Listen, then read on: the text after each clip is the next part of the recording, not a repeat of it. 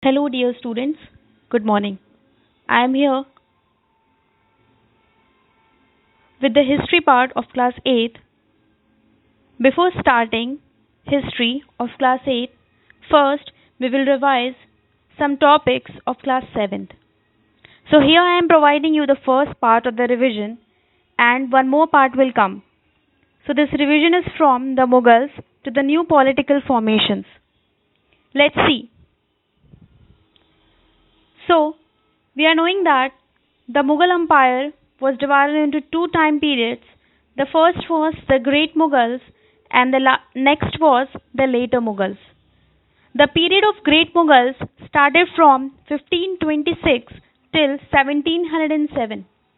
In 1526, when the first battle of Panipat was fought between Babur and the last ruler of the Delhi Sultanate, that was Lodi dynasty's ruler Ibrahim Lodi.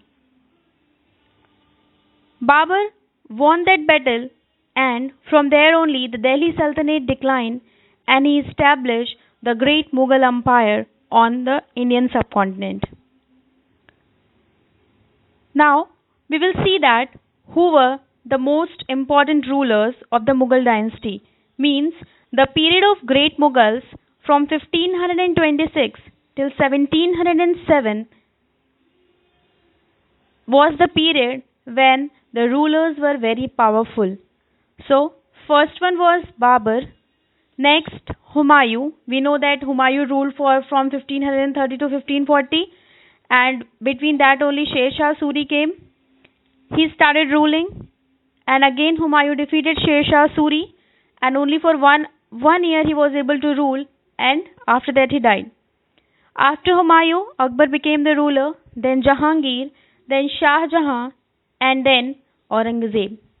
Aurangzeb died in 1707, and after the death of Aurangzeb, there was no that powerful ruler who can bound whole Mughal Empire into one. So, the period after 1707 till 1857 is considered as the period of the later Mughals. After the death of Aurangzeb in 1707, the Mughal Empire started declining. You all have already learned the reasons for the declination of the Mughal Empire. There was no such powerful ruler who can unite the empire. The Mughal started breaking up into smaller kingdoms. So here we will see that the series of the later Mughal rulers. In that, some rulers are important for you all. We will see later. Bahadur Shah first, Jahandar Shah. About Farooq Siyar we have learned in class 7th. Muhammad Shah, Ahmad Shah, Alamgir second, Shah Alam second, Akbar second, Bahadur Shah Zafar or second. Now here Bahadur Shah Zafar was the last ruler of the Mughal dynasty. Now we will see that when the Mughal power was started declining or started weakening, at that time some new political formations came into existence. So, with the decline in the authority of the Mughal emperors, the governors of large provinces, the Subedars and the Zamindars, consolidated their authority in different parts of the subcontinent.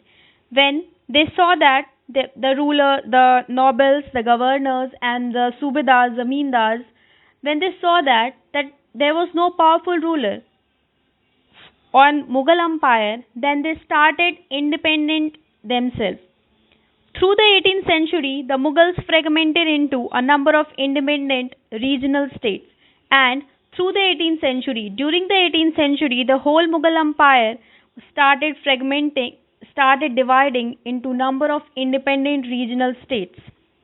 These states the new states that were formed during 18th century were divided into, or we can divide it into three groups.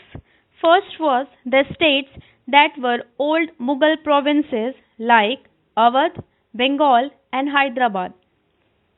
Now, states that were old Mughal provinces, Awadh, Bengal and Hyderabad, they were the extremely powerful and quite independent states, but the rulers of these states did not break their formal ties with Mughals. Means they were under the relationship, that means they having the friendship or they were having relations with the Mughals also at that time.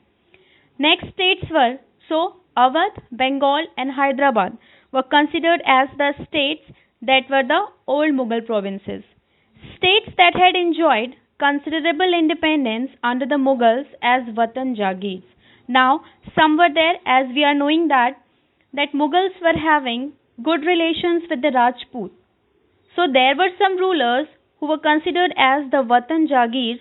These include, mainly they include the royal Rajput royalties of Amber, Jodhpur, Gujarat and Malwa. We have learned about the Rajputs, about Raja Jai Singh and all, who founded Jaipur. So in this, the Watan Jagirs, the royal Rajputs will come. The third one is, the last group included the states under the control of the Marathas, the Peshwas, the Sikh and the Jats. And the last one was the kingdom of Mysore. About them we have learned. The Hyder Ali and Tipu Sultan was there. So you can see into the map, northern side there was Sikh. You can see Rajputs near this Delhi, Jodhpur, Gujarat areas, there were Rajputs. Awadh is there, Bengal is there, Hyderabad is there, Marathas are there, and in the South India where we were having the Vijayanagar kingdom, there we were having the Mysore. I am revising you these points because these all kingdoms we are going to learn in the starting of the modern India also, because they will only fight with the Britishers so that Britishers do not conquer us. But at last they all will be defeated, and because they all were divided into different independent regional powers, that is why Britishers took advantage and started conquering India. So one more point is left, one more topic is left. In next lecture we will learn about Awadh, Bengal, Hyderabad, Mysore and Marathas in brief, so that we can know or learn about the rulers that we are going to learn in our further chapters. Thank you, students.